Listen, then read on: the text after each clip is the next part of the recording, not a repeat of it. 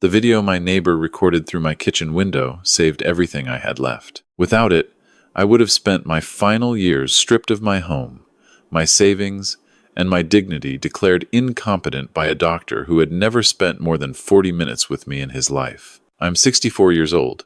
I spent 31 years as a civil engineer building bridges across this country, and the woman who married my son was trying to bury me while I was still breathing.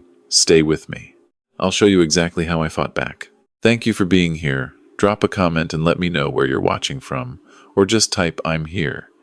It means more than you know. The morning my neighbor stopped me at my driveway, I had just come back from visiting 2 graves instead of 1. My wife Patricia had been gone for 22 months. My son Michael had been gone for 4 years, killed by a drunk driver on the 401 outside Kingston on a Tuesday afternoon in November, the kind of ordinary day that shouldn't be allowed to hold something so permanent. I had driven to Meadowvale Cemetery the way I did every second Sunday, parked under the same oak tree, walked the same gravel path to where Patricia and Michael lay side by side, and talked to them the way I imagine people talk to the sky when they have no one left on the ground to listen. I told Patricia that the garden still looked the way she liked it. I told Michael that Connor had been accepted into the engineering program at Waterloo, and that I wished he could have seen it. Connor was 22, my grandson, Michael's son from his first relationship. A quiet, serious young man who had inherited his father's jaw and his grandmother's patience. He was the best thing I had left, and I told Michael that too. I was halfway up my driveway in Oakville when Dorothy Pierce came across her lawn faster than I had seen her move since her knee replacement the previous spring. Dorothy was 72. She had lived in the pale yellow house next door since before I had bought this place. She had brought soup when Patricia was going through chemo. I had shoveled her walk every winter without being asked. We were the kind of neighbors people used to have before everyone stopped speaking to each other. Frank. Her voice was sharp. Not her usual voice. Don't go inside yet. Come here, please. I stopped. Her face was tight in a way I had never seen. Not worried, she pulled me through her gate, around the side of her house, and in through her back door, before she said another word. Her kitchen smelled like coffee and old wood and the cinnamon rolls she made every Sunday. She closed the blinds facing my property and turned to look at me. Sandra's been inside your house for almost 3 hours. She came with a man I didn't recognize and a locksmith. I watched them change your locks, Frank, both the front and the side door. My chest went cold. She held up her phone before I could speak. I'm sorry. I know it's not my business. But something felt wrong from the minute that van pulled up, so I used my camera through the gap in the fence. The angle isn't perfect, but you'll hear everything clearly. She pressed play. My kitchen. My table with the scratch along the left side I had always meant to sand down. My daughter-in-law, Sandra, sitting across from a man in a gray blazer, I recognized after a moment as her cousin Raymond, who worked in estate law in Mississauga. Sandra's voice came through the speaker clearly. How long until the application goes through? Raymond spread papers across my table the way you spread a map when you already know where you're going. If we file this week, the court date could be 8 to 10 weeks out. The cognitive assessment helps considerably.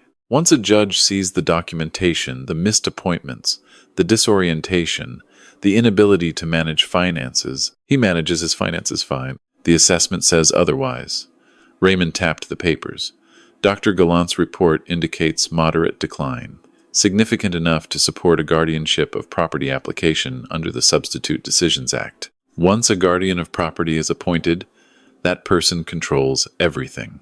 The RRSP accounts, the TFSA, the house, the investment portfolio. Sandra leaned forward. And Connor's trust? Managed by the guardian until Connor turns 30. You would make all decisions regarding distribution. What about the property itself? Can it be sold? With court approval.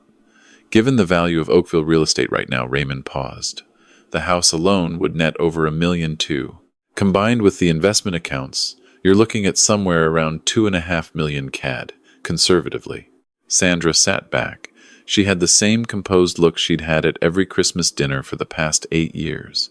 The look that had always made me feel vaguely uneasy without knowing why. When do we file? I'll have the documents ready by Wednesday. Dorothy stopped the video. She held my arm the way people hold you when they're afraid you might fall. I did not fall. I stood very still and breathed through my nose, and thought about the 31 years I had spent calculating load tolerances on structures designed to hold enormous weight without breaking. I thought about Patricia, who had always said I was the calmest person she knew in a crisis and the most useless person she knew in an argument. I thought about Connor at Waterloo, not knowing what his stepmother was doing in his grandfather's kitchen. Can you send me that video? Already sent it to your number. And I made copies, 4 of them. One on a USB drive in my freezer, one emailed to my daughter in Calgary, one uploaded to a cloud account Sandra doesn't know exists, and one printed as screenshots in an envelope in my filing cabinet. I looked at her. 72 years old, bad knee, heart the size of Lake Ontario. Dorothy, why did you do all this? She looked at me the way my mother used to look at me when she thought I was asking a foolish question. Because you came to the hospital the night Gerald had his second stroke. You sat with me in that waiting room until 4 in the morning when you had a 7 o'clock meeting in Hamilton the next day. You didn't have to do that. She patted my hand once, firmly. Neither did I. I couldn't say anything, so I just nodded.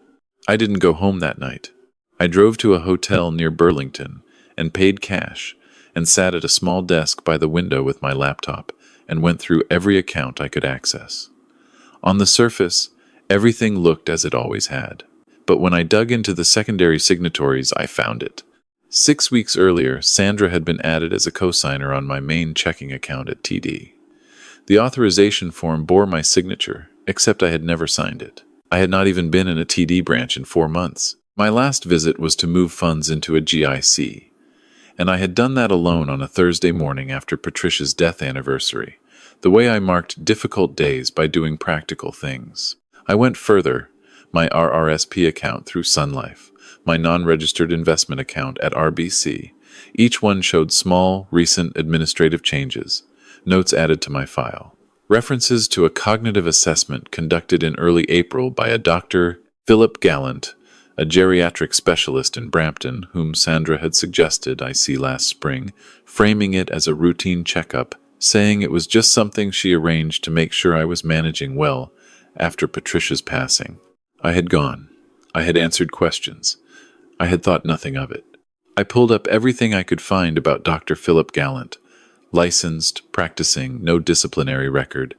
But when I searched his name alongside Raymond's law firm, I found it.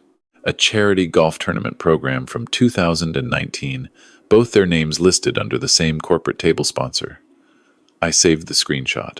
My phone showed a text from Connor, sent 2 hours earlier.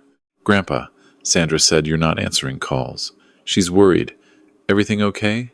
I stared at the message for a long time.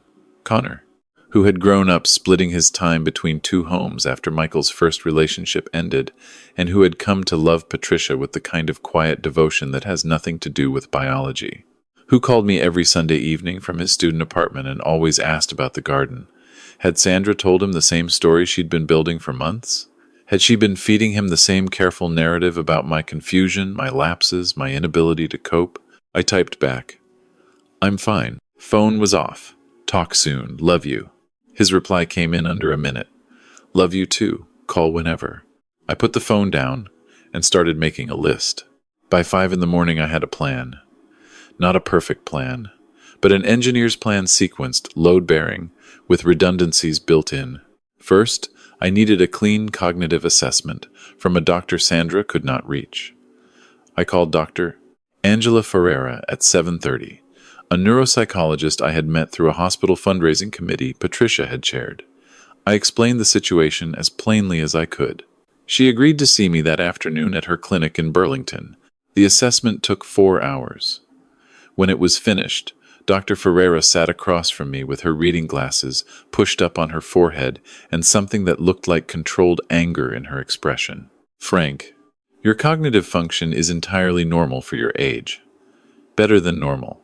Your memory, your executive function, your processing speed, whoever wrote that other assessment was not describing you. I asked her to document everything, notarized, time-stamped, kept on file in 2 separate locations. Second, I needed back into my house without Sandra knowing I had been there. I called a locksmith in Hamilton, different company, paid cash, and met him at my property at 2:30 in the morning when I knew Sandra would be home in her own house in Streetsville. Changing the locks back took 11 minutes. While I was inside, I did 4 other things. I installed 3 small cameras, one in the living room behind the bookcase Patricia had always called the chaos shelf, one in the kitchen angled toward the table, one in my home office where I kept the Mosler safe I had inherited from my father and which had held our important documents for 20 years. The cameras connected to an encrypted cloud server through a separate Wi-Fi network I set up under a name with no connection to me. I photographed every document in my filing cabinet and emailed the images to a secure account. I checked the Mosler. Nothing had been moved. The combination was Patricia's birthday in reverse order. I had never written it down anywhere. I took the original copy of my will, my investment account statements, and the deed to the house, and I drove to my brother-in-law's place in Hamilton and left them with him without telling him why. I said only that I was doing some estate housekeeping and wanted a second copy somewhere safe.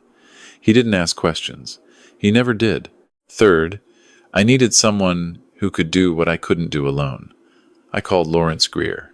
Lawrence had been my personal lawyer for 23 years. He was 67, semi-retired, and had a manner that made him seem completely at ease until the moment you realized he had been 12 steps ahead of you the entire conversation. I drove to his office in downtown Oakville and put everything on his desk. Dorothy's video, the unauthorized account changes, Dr. Gallant's assessment, the screenshot from the golf tournament, the application documents I had found filed in my own cabinet, a draft of Sandra's guardianship of property application, which she had apparently left during one of her earlier visits, perhaps on purpose and perhaps by accident. I did not know which, and it did not matter. Lawrence read without speaking.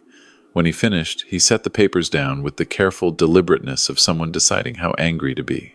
This is elder abuse, Frank. Financial elder abuse under the Criminal Code, and civil fraud under the Substitute Decisions Act. If we can demonstrate that she orchestrated a fraudulent cognitive assessment to support a guardianship application, she's looking at serious charges. The doctor is looking at a college complaint and potential criminal liability. The cousin is looking at disbarment. How much time do I need? 2 weeks.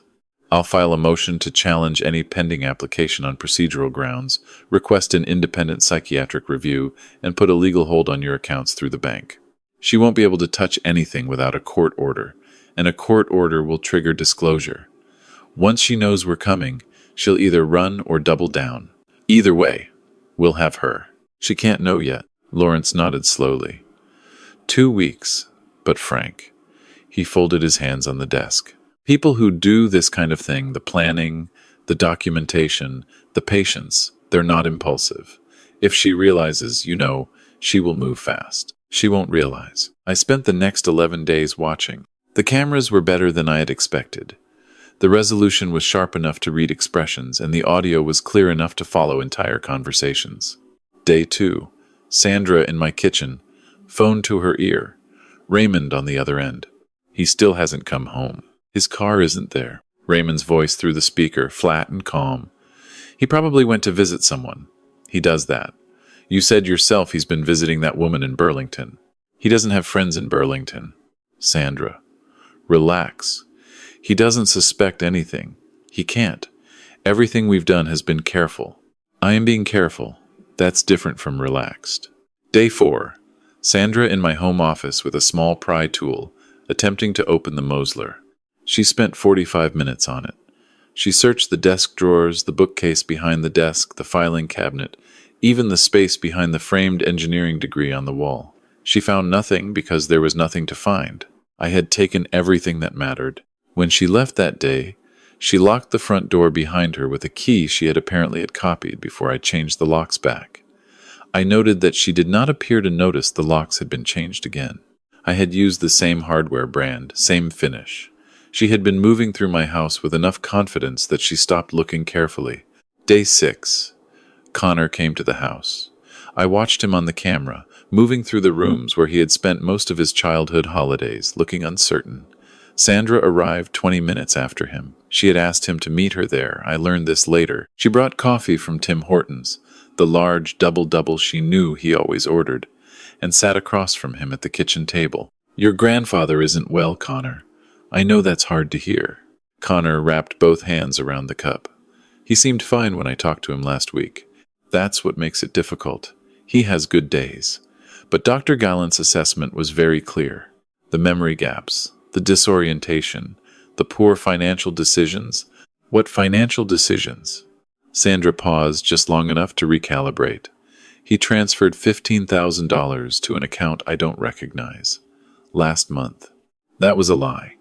I had made no such transfer. But I watched Connor's face and watched the doubt take root the way doubt does when you hear something alarming from someone you've known your whole life and have no immediate way to check. Shouldn't we just ask him? Connor said. We tried, sweetheart. He gets upset when the subject comes up. That's part of the pattern. I'm just trying to protect him. She reached across the table and covered his hand with hers. I'm trying to protect both of you. This is about making sure the money your father worked for, that your grandfather worked for, goes where it's supposed to go. To you, I watched Connor's face for a long time after Sandra left. He sat at that table alone for 20 minutes, staring at his coffee. There was something in his expression that Sandra had missed. A stillness that wasn't acceptance. He wasn't convinced. He was waiting. The same way his father had always waited before he made a decision, very quiet on the outside, working hard on the inside. I called him that evening from a number he didn't have. When he answered, I said, "It's your grandfather. Don't say anything surprising. Just listen and then tell me you'll meet me for breakfast tomorrow." He was quiet for 4 seconds. Then he said, "I'll meet you for breakfast tomorrow." We met at a diner in Burlington at 7 in the morning. A booth in the back, far from the windows. I got there first and ordered 2 coffees and waited. Connor walked in and looked at me the way people look at something they had started to doubt the existence of. He sat down across from me and didn't say anything for a moment. "You don't look sick," he said. "I'm not," Sandra said. I know what Sandra said. I've been listening to it on camera for 11 days. I slid my tablet across the table. "Before you say anything else, watch this." I played everything. Day 2, day 4. The conversation with Raymond. The evening, Sandra and Raymond had stayed late and talked finances. The number $2.5 million. The commission structure they had agreed on. The phrase Raymond used that I had played back 6 times. By the time the old man figures out what's happened to the trust, it'll be too late to reverse. Connor watched without moving. His coffee went cold. When the last clip ended, he looked up, and his eyes were red in the way of someone who has been betrayed by something they chose to believe.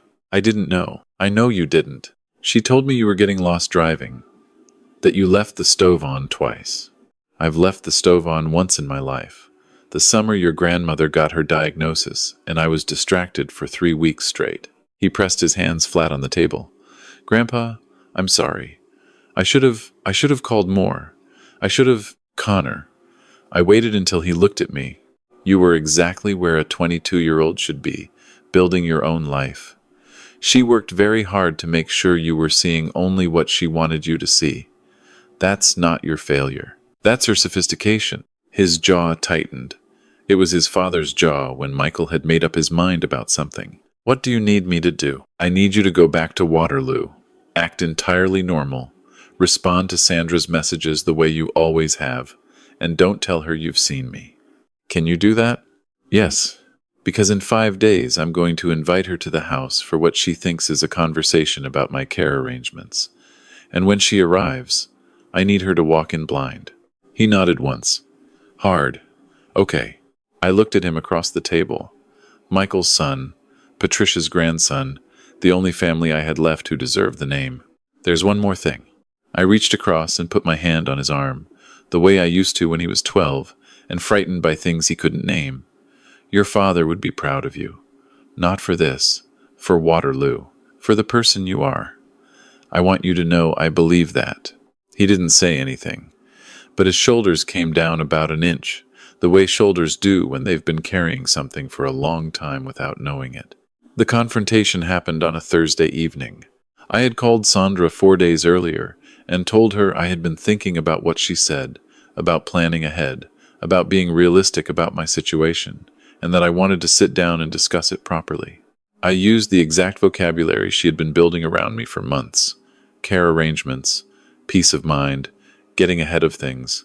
I could hear the satisfaction in her voice that she tried very carefully to conceal. She arrived at 7 o'clock with Raymond, which I had anticipated. What she did not know was that Dorothy was in the sunroom at the back of the house, watching a live feed from the kitchen camera on her tablet. That Lawrence Greer was parked 2 houses down with Constable Renata Bishop from the Halton Regional Police, who had spent the previous afternoon reviewing everything Lawrence had compiled and had agreed that there was more than sufficient grounds for an arrest. That Connor was sitting in the kitchen behind the door to the back hallway, where he had arrived quietly through the back gate 40 minutes earlier, and that every word spoken in that living room was being live-streamed, encrypted, to a secure server, and simultaneously recorded by a solicitor's recorder Lawrence had installed in the bookcase that morning. Sandra walked through my front door with the ease of someone who had already begun to think of the place as hers. She was dressed the way she dressed, for important meetings. Careful, composed, professional. Raymond followed her with a leather document folder under his arm. "Frank, you look well?"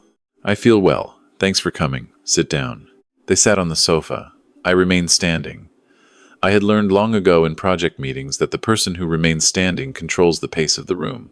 "I want to show you something before we start." I connected my phone to the television. The living room screen filled with the kitchen footage from day 2. Sandra's voice came out of the speakers at full volume. Once a judge sees the documentation, Dr. Gallant's report indicates moderate decline. The color left Sandra's face so completely and so fast that it was almost clinical to watch. Raymond stood up. "This is a violation of privacy. You cannot record people in their own—" "It's my home," I said, "and you were not invited. Ontario law permits recording in your own residence where you are a party to or present during the conversation. Beyond that, the evidence of fraud and elder abuse it contains would be admissible regardless." I looked at him steadily. "I would sit down, Raymond." He sat. Sandra's composure cracked and then reassembled itself in a different configuration, harder, colder. "Frank, you've been under tremendous stress. Patricia, and then Michael. And living alone for 2 years, it takes a toll. What you think you're seeing in that video." "You mean Dr. Gallant? The one whose assessment was fabricated in exchange for a fee Raymond transferred to an account in the Cayman Islands 3 days after my appointment?" I pulled up the financial documentation Lawrence had obtained through the bank's fraud investigation process. We have the transfer records. We have the email chain between Raymond's firm account and Dr. Raymond's firm account, Gallant's private account. We have the timestamps showing the assessment report was completed before my appointment actually took place. Raymond's folder dropped to the floor. We also have Dr. Ferreira's independent assessment, conducted under full clinical protocol, which found no cognitive impairment of any kind. I looked at Sandra.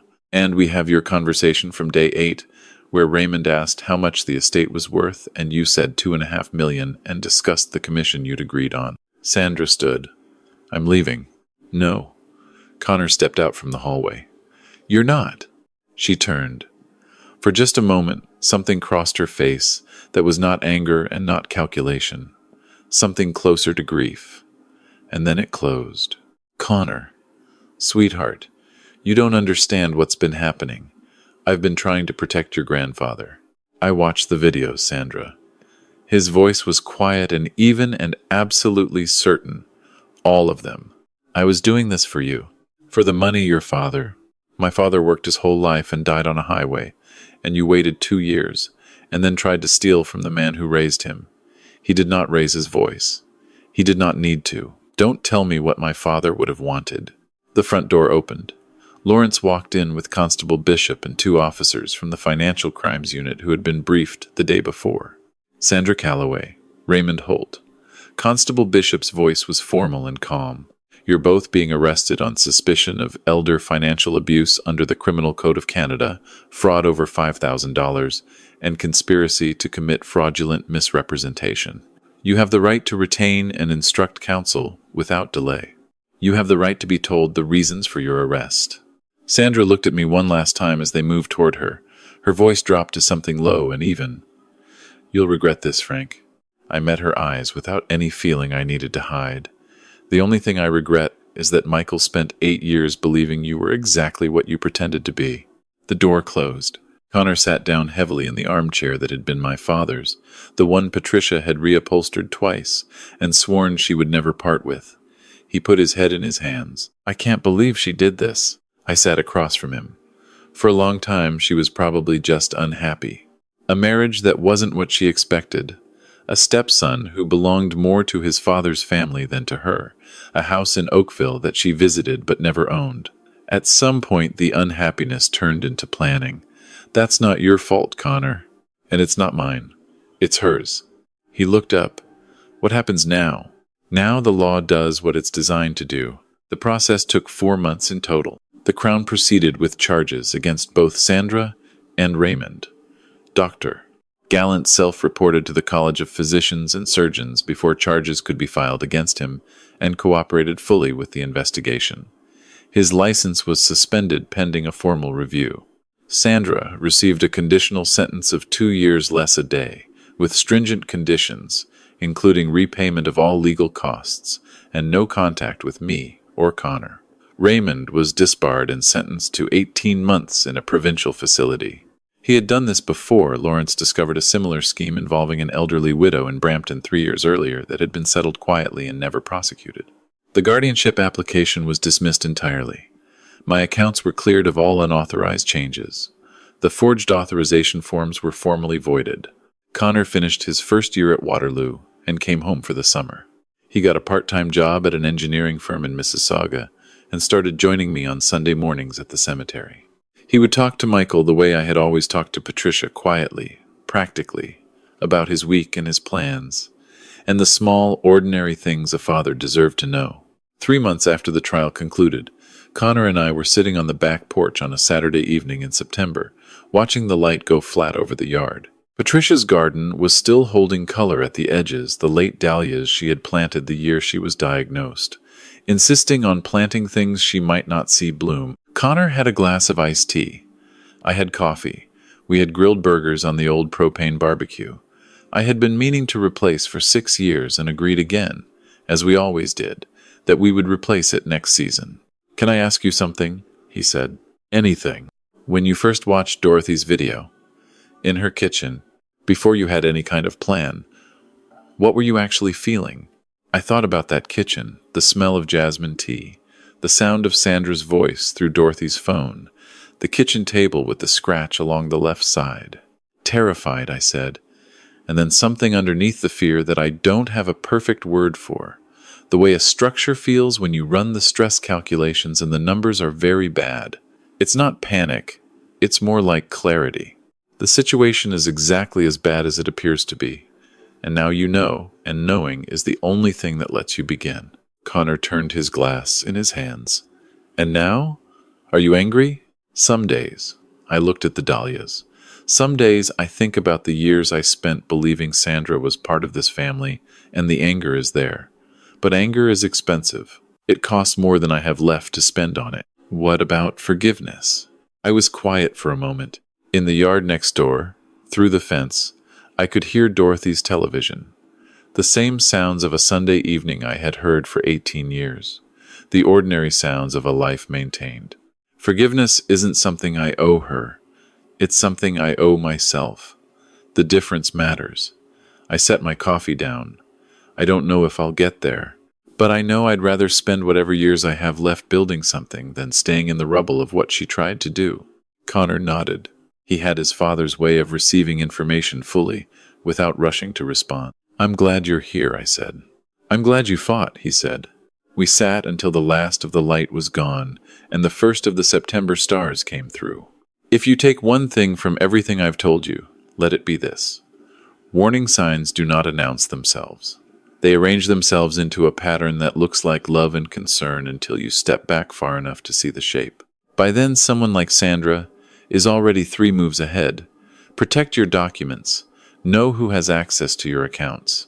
Find yourself a lawyer you trust before you need one desperately.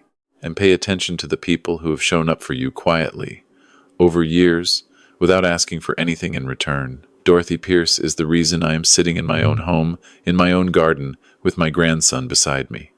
Not family by blood, family by choice, by history, by the kind of loyalty that costs something and is given anyway. I am 64 years old. I have, if I'm fortunate, another 20 or 25 years. I plan to use them well. I plan to use them with people who have earned them. Thank you for staying with me through all of it. Drop a 2 in the comments if you made it to the end. I'd genuinely like to know you were here. A note before you go. This story draws from real situations and real legal frameworks, shaped with fictional elements for the purposes of reflection and education. The emotions are real. The warning signs are real. The law is real. If any part of this felt familiar to you or to someone you love, please don't wait. Talk to a lawyer. Call your bank. Reach out to someone you trust completely. And if it wasn't your story, but it spoke to you anyway, consider sharing it. Sometimes the stories we pass along are the ones that matter most.